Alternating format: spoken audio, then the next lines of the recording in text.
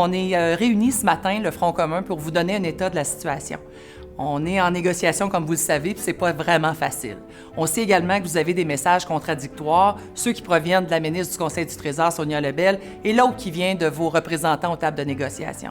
Dans le fond, là, ce qui se passe, c'est qu'on a un message comme vous, de la part du gouvernement qui nous dit « on veut des ententes de principe, on veut être capable de s'entendre avec les syndicats et les travailleurs », mais dans les faits, là, il se passe pas grand-chose aux tables de négociation, c'est extrêmement difficile.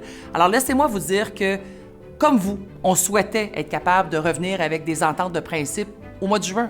On va être avec vous tout au long de ce processus-là. Tenez bon, on a besoin qu'on se tienne toute la gang les coudes serrés. Le 15 décembre dernier, l'employeur nous a déposé ses offres. Depuis ce temps-là, on a eu 14 rencontres de négociation. Il n'y a rien qui bouge aux tables. On a encore les mêmes augmentations de 9 % sur 5 ans que l'employeur nous offre.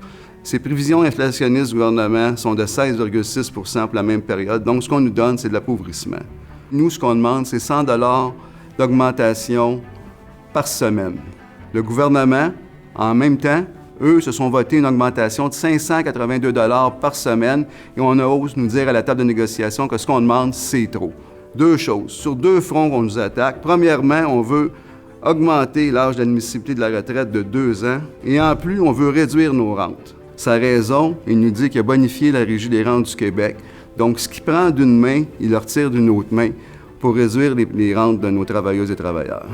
Ça, au Québec, il n'y a pas un employeur qui a des salariés avec un régime de retraite à prestations déterminées qui ont osé faire ce coup-là, à part le gouvernement du Québec. Bien, vous avez donc compris qu'en plus de rien nous donner, l'employeur, ce qu'il veut, c'est nous retirer des acquis, donc c'est inacceptable.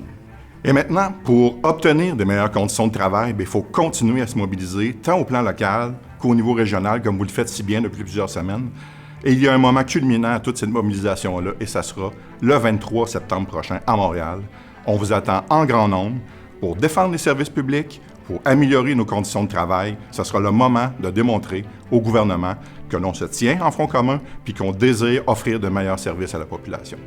En plus de ça, il faut préparer l'automne. Depuis quelques mois, on a un gouvernement, par l'entremise de ses ministres et même du premier ministre, qui nous disent que c'est à cause des syndicats et des conventions trop rigides que ça va mal dans nos différents réseaux. Et vous le savez, c'est pas vrai. Parce que ce qu'on a besoin, c'est d'améliorer nos conditions de travail. Et ça veut dire qu'il faut continuer la mobilisation. Et à l'automne, il va falloir même l'augmenter et vous présenter une stratégie qui pourrait inclure la grève. Et ce sera à vous de décider. D'ici là, bien sûr, pendant tout l'été, mais dès le retour, et après, on restera unis, solidaires, tous ensemble, d'une seule voix.